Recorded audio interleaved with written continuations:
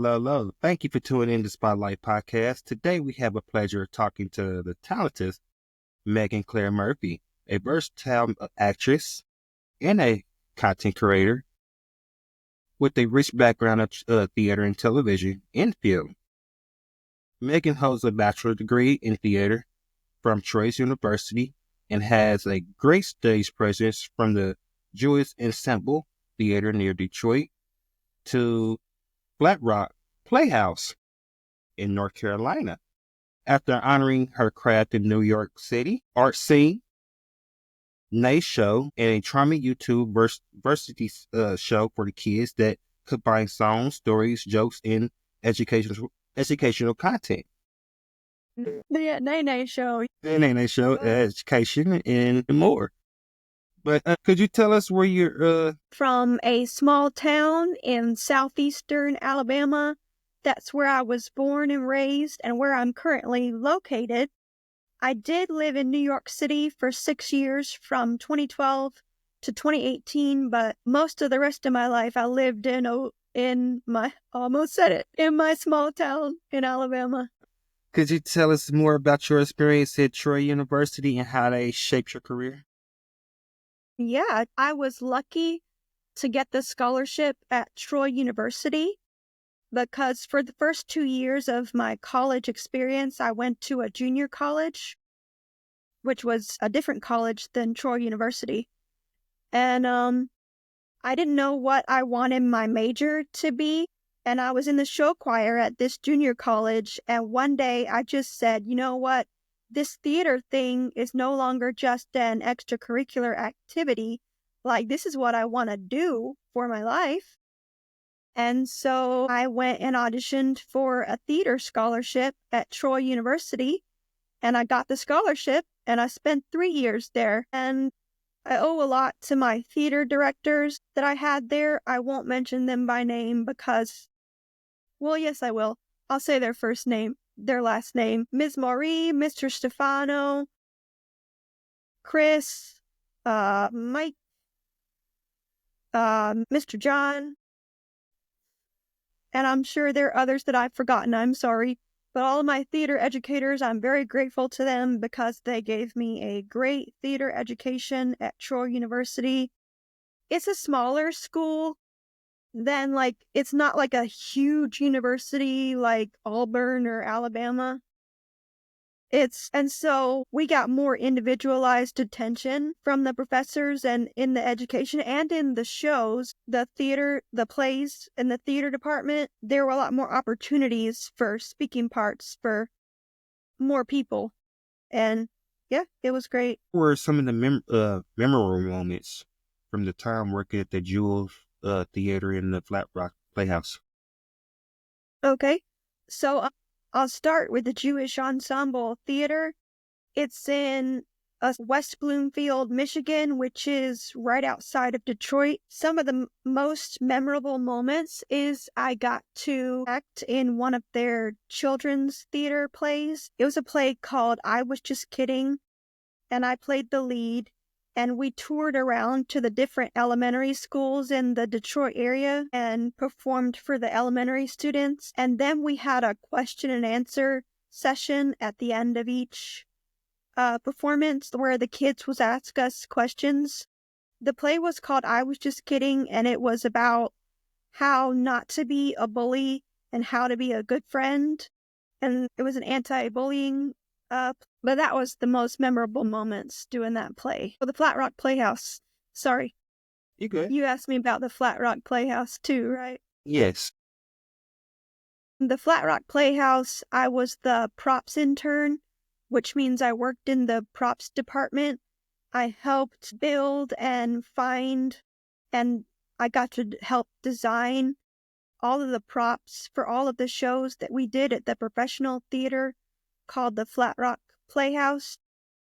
And yeah, that's what I did there. It was fun. All those are both of those on film? Huh? Or both of No, those on those were film? theater. Those were on stage. Okay. It was plays. Right. How did your early roles in theater influence your acting style and approach? Been told that I'm more of a character actor.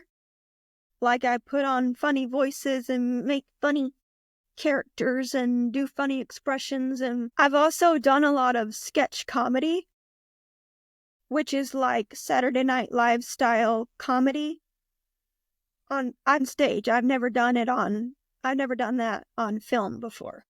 But I learned from those experiences that I was gonna be mostly that my talents lied in the comedic realm rather than the serious and dramatic. But I took everything that I learned in college and took it in and digested it in my brain.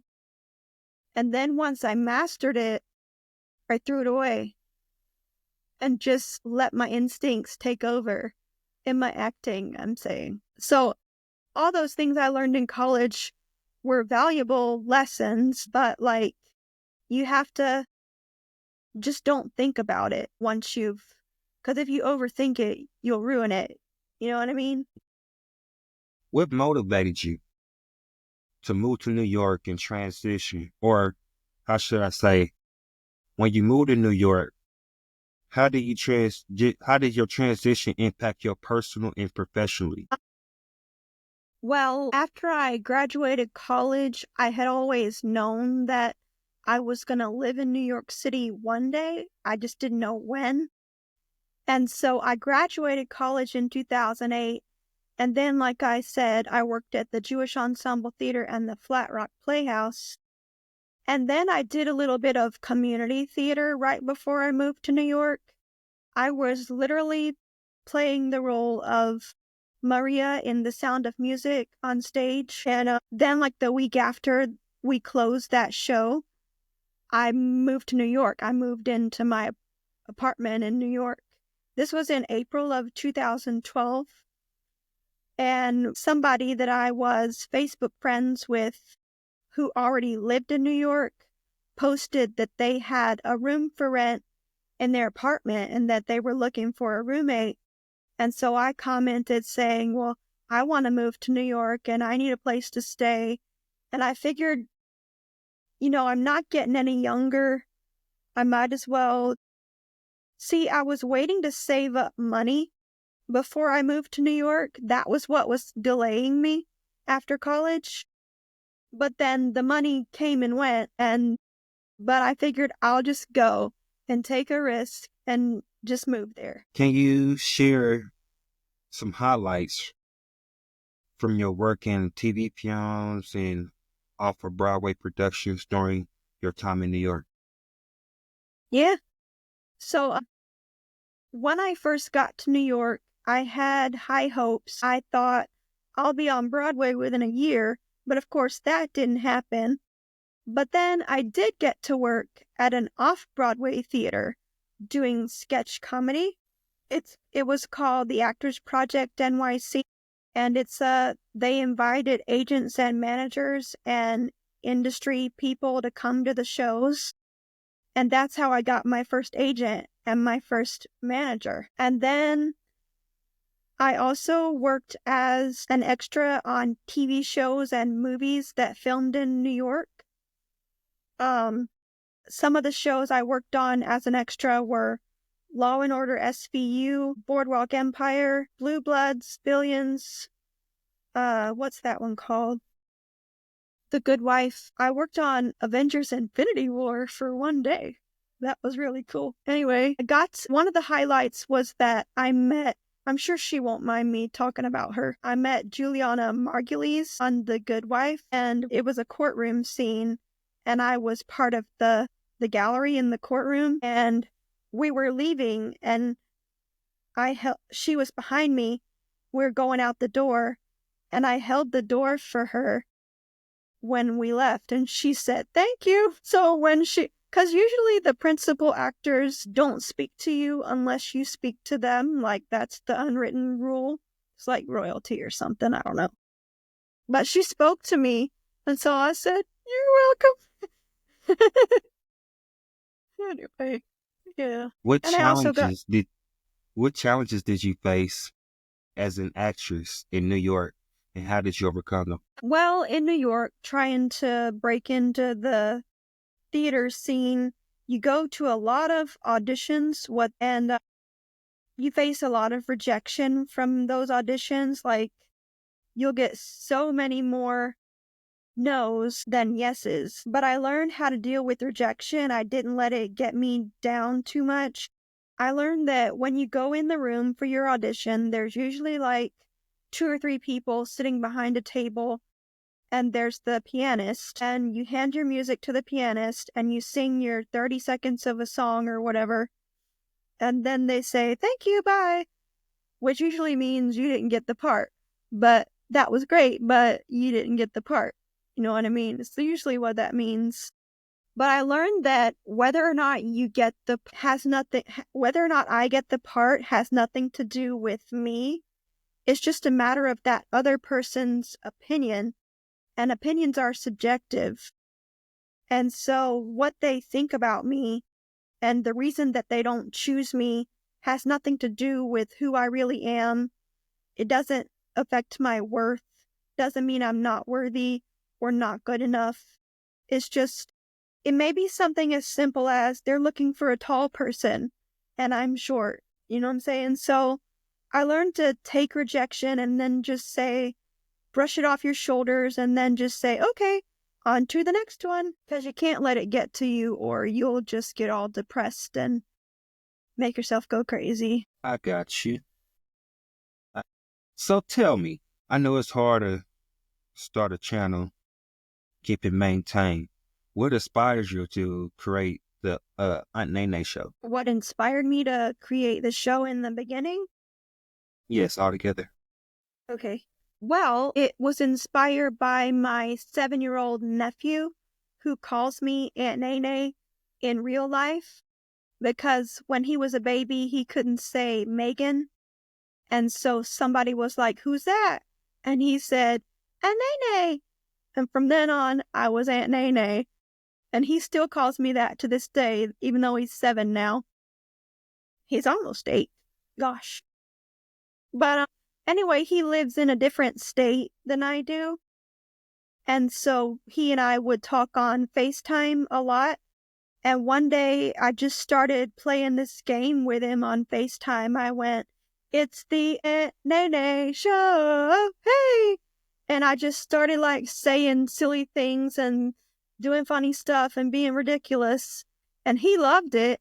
And so the week after that, he called me again. He was like, "Aunt Nae Nae, do the Aunt Nae Nae Show again." And so we kept doing it for a few weeks just on FaceTime. And then one day, a few weeks later, I thought, hey, I could actually make this into a real show. And I know all these silly songs that I used to sing at Girl Scout camp. So why don't I just sing one of those songs and put it on YouTube and see what happens? And so I did. And it got a modest amount of views at first. And but also, I kept on doing it just for fun. And then the 20th video that I made got over 54,000 views. I don't know how it happened, but after that, we said, hey, we gotta step this up. And so I started working with 2 people who are both producers. So I'm working with 2 different producers now. And they're helping me with the editing. They're helping me come up with ideas. They're helping me find guest stars to be on my show. We have guest stars on the Aunt Nae Nae Show now. That wasn't a thing before. That's a new thing for us. But anyway, some of my other outside influences, or who I aspire to be like, is like the Mr. Rogers Show or Sesame Street, or all of those shows on PBS, actually. I'm not gonna lie. I did look you up on YouTube, and I kind of liked it myself. So I like some of the songs you got on there. Thank you. You're welcome. Can you walk us through the process of development and producing the show? Yeah. Well, I'll tell you a little bit of us. No, I'm not going to give away that spoiler, but I'll tell you how we developed the Halloween spectacular a couple months ago. My producer found, well, actually, I found the guest star this time. It was a guy I know named Peter Sullivan. He's a bald guy, tall, big. He looks like some from the Addams Family or something anyway. But he's also a singer. And so I just sent him a message saying, hey, would you like to be a part of the Halloween special for my show, the Aunt Nae Nae Show? And he said yes. And so then we thought, well, what are we going to do? So that's when I went to my producers and I told him, hey, I found this guy. I think you should be on the Halloween special. And he was like, my producer suggested that we sing a spooky song. He suggested the Monster Mash, and I was like, okay, Peter can sing that. Let's do that. And then he said we should tell some spooky stories too. And I said, okay, I'll write a story. And I told this story that is a true story that's been passed down from generation to generation in my family for like 200 years or something. But so okay, we did that. And then my producer suggested that I try on Halloween costumes. And so we did a few of those because I always do on my YouTube channel the outfit of the day. Have you seen that? Mm. It's not part of the Aunt Nae Nae Show technically, but it is on my YouTube channel. No, I haven't seen that one. Oh, it's fine. What are some of the key elements you focus on to match the show engagement of the educational for kids? Well, I'm trying to create more educational content in the future, but I'll give you a few examples of ones that we've done so far. We did an episode a few months ago where we had this woman who is a financial advisor come on the show. And you think financial advisor on a kids show, what? But she actually taught the kids basic facts about money management. Like, this is a quarter.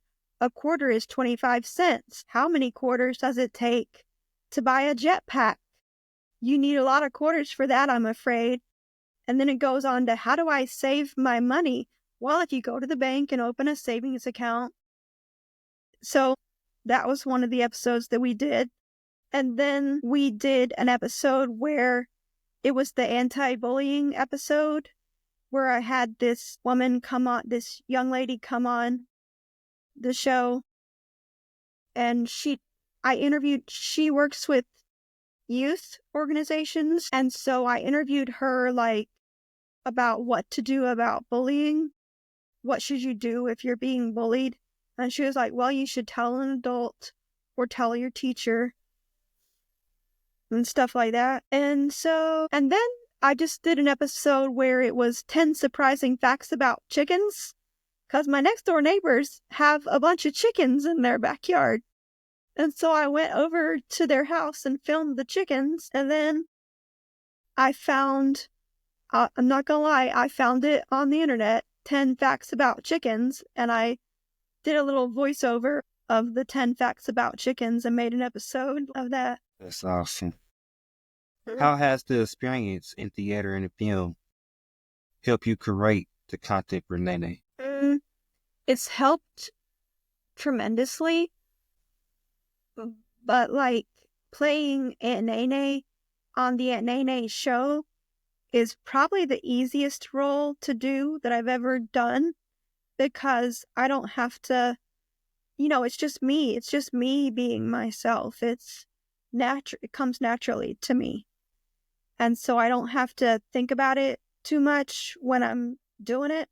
But I guess my experience in comedy plays a lot into the Aunt Nae Nae Show, and my experience in children's theater, because especially the one I did at the Jewish Ensemble Theater, because that really got me having experience in front of a audience made up of children. And so, you have to, it's different when you're talking to children. You have to like, you know what I mean? I can't describe it. How do your interest in science fiction and fashion, reading and traveling influence your creativity at work? Well, my interest in science fiction influences my writing. a lot. I write children's books too, and yeah, it influences my writing. Fashion, I love to do the outfit of the day videos on my YouTube channel.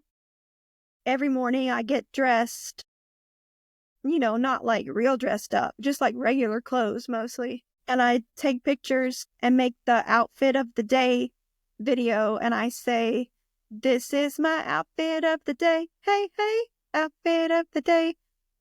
Outfit of the day. Hope you like it. Yay!" And I guess the fashion influences, I always try to look nice when I'm on camera. Like, I always try to wear something that looks put together, I guess you could say. And it causes me to buy way too many clothes, too. I can see that one. Can you share a favorite traveling destination and how it inspired you? Well, one of my favorite places to go in the world is the beach in Florida. I don't know if I should say it, but I'm going to. It's called Grayton Beach, Florida. It's where my family has been going. Like, my mom went there when she was a kid. And so my mom's been going there all her life. And then I've been going there all my life, and I'm going to turn 40 in February. So my family's been visiting this place for like 60 years at least. And it's just, I actually made an Aunt Nae Nae episode about the beach, and it's at Grayton Beach. So if you go back and look at Aunt Nae Nae Goes to the Beach, that's Grayton Beach. Where are some of your favorite books? Okay.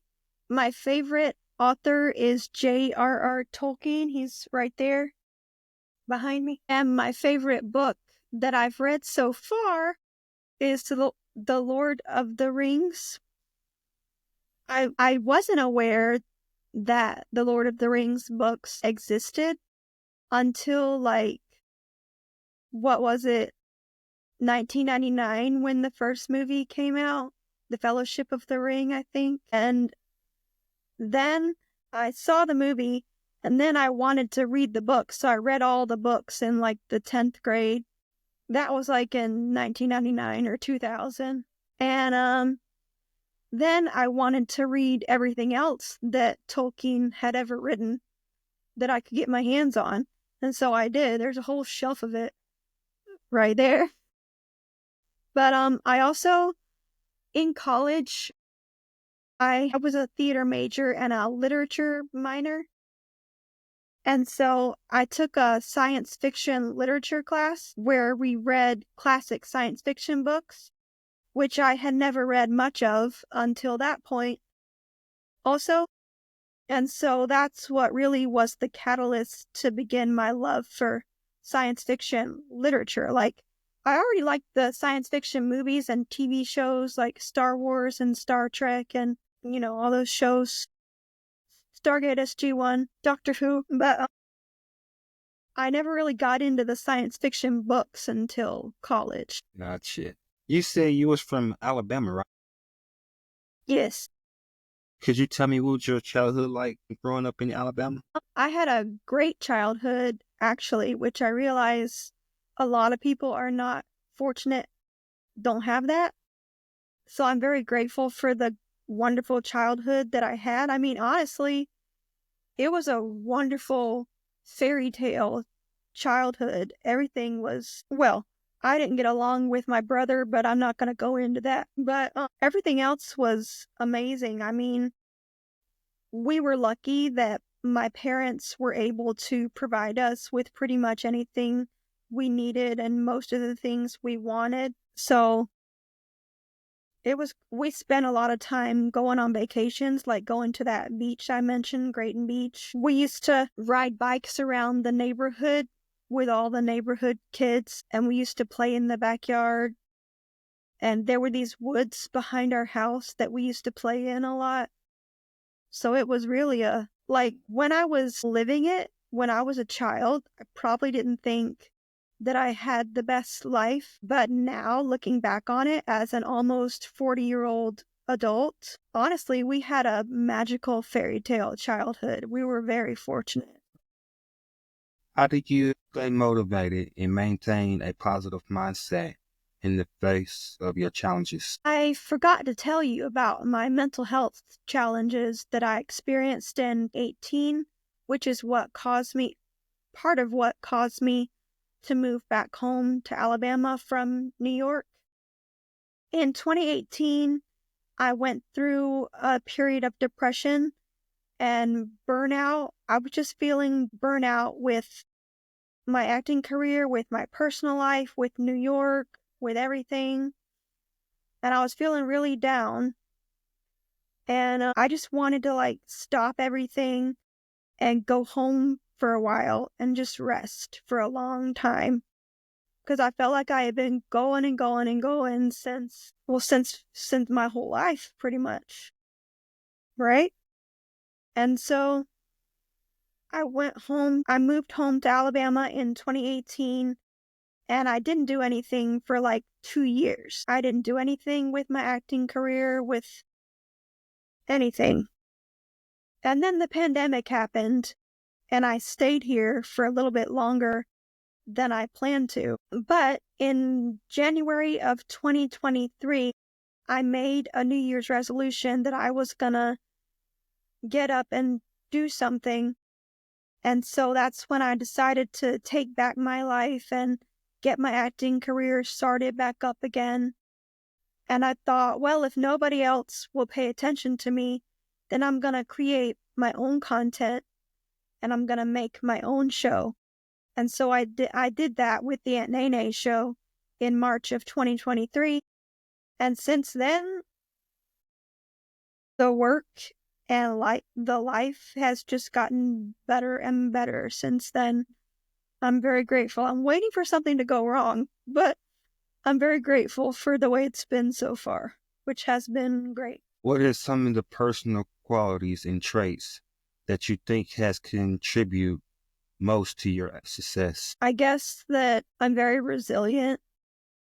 There's been a lot of stuff that's happened to me. I haven't even told you all of it, but I'm able to bounce back from negative experiences easily, I guess you could say. And I guess also my sense of childlike wonder has contributed especially to the Aunt Nae Nae Show. I'm basically just a big kid. I bought a purse the other day that's pink and purple and rainbows and has a unicorn and sparkling glitter on it. And I'm like, I want that, even though it's literally made for children.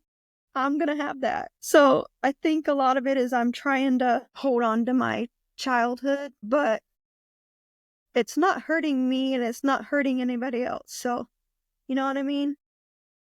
I know what you mean. Looking back at your career, what are some of the key lessons you've learned? To never give up is the number one lesson that I've learned. Because early on, I don't know where I first learned this, but someone told me the most important thing is don't give up. Because if you don't give up, then you've still got a small chance of reaching your dreams. But if you stop and if you give up and you stop trying, then you've got no chance. So what was I going to say? The ones who give up are the ones who never make it.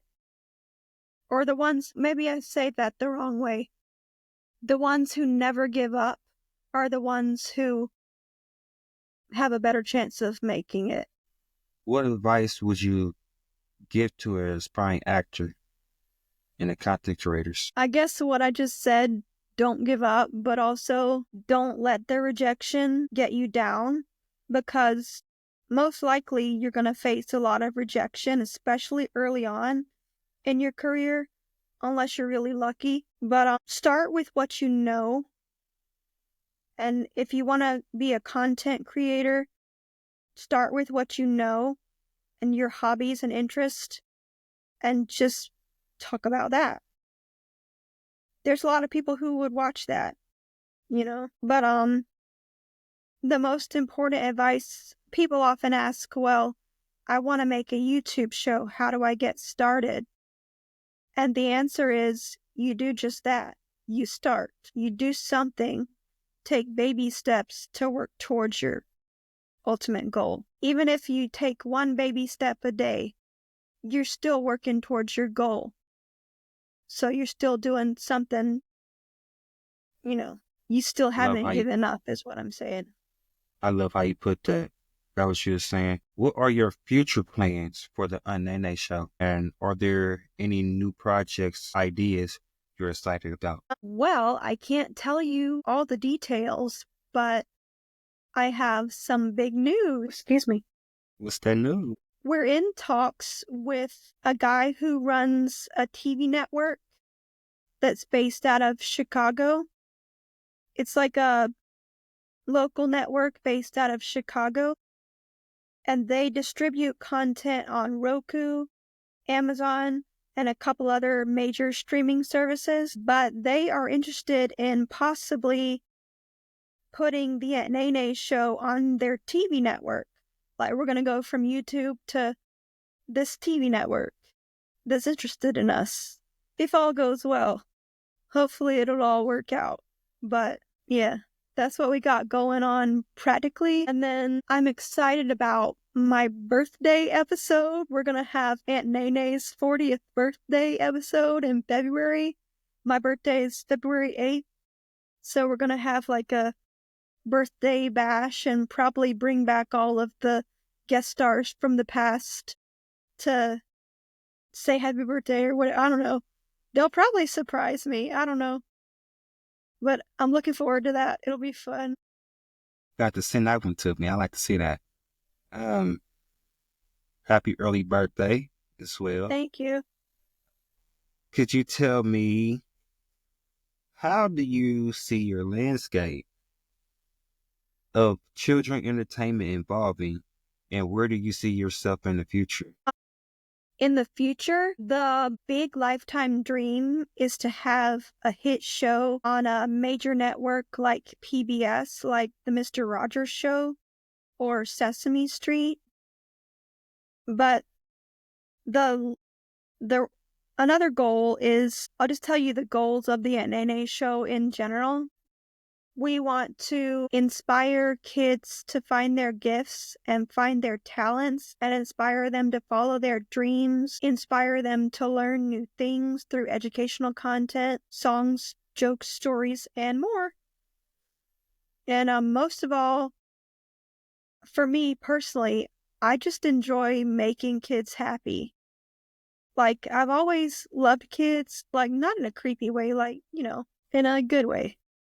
But I have a lot of experience working with kids, and I just wanted to do something nice for the kids. I wanted to make a show that would be wholesome and healthy for kids' minds, as opposed to some of the, what I call, junk TV that's out there sometimes nowadays for kids. So I wanted to do something that parents would feel good about their kids watching, and that kids will look forward to watching every Saturday morning, because that's when we premiere the new episode, is on Saturday mornings, although you won't see one yet for today because it got delayed a little bit. It's going to be premiering tomorrow. How do you engage with your audience and incorporate their feedback into your shows? Well, my favorite audience member is my nephew. And he's my most honest critic. Like, he was the one that said, Aunt Nae Nae, you should do more things for big kids on your show. And I was like, okay, maybe I can do something for the older kids sometimes. And he was like, you should do that, or you should, he tells me what to do. But I've gotten a lot of positive feedback from almost everyone that has ever watched an episode of the Aunt Nae Nae Show. They loved it. So I think that's a good sign. So I'm looking forward to what the future holds. What has been the most rewarding feedback you've received from the viewers of the Aunt Nae Nae Show? One time somebody commented on my YouTube video telling me, like, don't listen to all the haters, because I had gotten some mean comments on some of my videos, and she was like, Don't listen to all the haters. You got this. You can do it. Don't give up. Keep being you and keep rocking it. And that really helped. Can you share a funny or touching story from your interaction with the younger audience? I was on this other podcast, and the host is she's a young mother, and she has 2 young kids, and they watched the Aunt Nae Nae Show, and they loved it. And she told me, my kids love watching your show every day.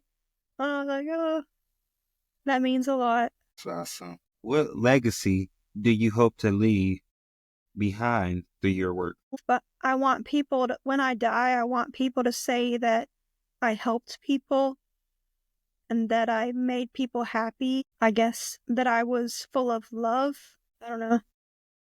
I don't really care about being remembered, except I guess I do because I want my descendants to remember me. But I don't know. That's a good question. Never thought about that. What message would you like to share with fans and aspiring creative actors? Pretty much what I already said. Don't give up. Yeah. Don't give up. Last question of the day. How do you see yourself growing as an artist and curator as these coming years? Well, people often ask me, do you want to do other things outside of the Aunt Nae Nae Show? And the answer is yes. I'm still pursuing acting outside of the Aunt Nae Nae Show. I have an agent in Alabama that I'm working with now. And she sends me to auditions for TV, film, and theater projects in the Southeast area. A lot of stuff in Atlanta, mostly. But yes, I am still interested. I want to be on Broadway at least once in my life, one day. So I'm still interested in other things. But on the other hand, sometimes I think that, like, what if the Aunt Nae Nae Show is meant to be, like, my life's work? Like, what if it's the only thing I'm supposed to do for the rest of my career? And I would be fine with that because I love doing it. So, I don't know. We'll see what happens. Do you have anything that you've done that's on film? And if so, where can we find it? I guess if you want to, I worked as an extra on a show called Blind Spot for a couple of seasons. I think it's on Netflix. If you watch Blind Spot, you might see me in the background a lot. But to be honest, before the Aunt Nae Nae Show, I hadn't done a lot of films. Like, most of my acting experience was in theater work on stage. I made the first video that I ever posted on my YouTube channel is my acting reel that I made like 2 years ago. It's not part of the Aunt Nae Nae Show, but that was before I even had the idea to start the Aunt Nae Nae Show. So it's on there. It's pretty funny. You'd probably like it. It's not made for kids. It's nothing bad. It just has one curse word in it. But other than that, it's probably okay for your kids to watch if you just tell them, don't say that word. But you know what I mean? But that was like a short film. When we made that, it was like a short film. So that's the closest thing I've got to, other than the Aunt Nae Nae Show, to being on film. Awesome. I know I said it was the last one, but one more question. How can our listeners find you? Okay, you can find me on my YouTube channel. The name of my YouTube channel is my name, Megan Claire Murphy, and the number 2. That's Megan Claire Murphy 2. And I just got an Instagram account a few days ago, or like a week ago. My username on Instagram is Aunt Nae Nae Show, and I'm also on Facebook under the name Megan Claire Murphy. And if anybody wants to contact me, they can message me on Facebook or Instagram or comment on my YouTube videos. Awesome. Thank you for showing up. I'm glad I got to speak with you, and I hope you have a wonderful day. You too. See you later. Bye, everybody.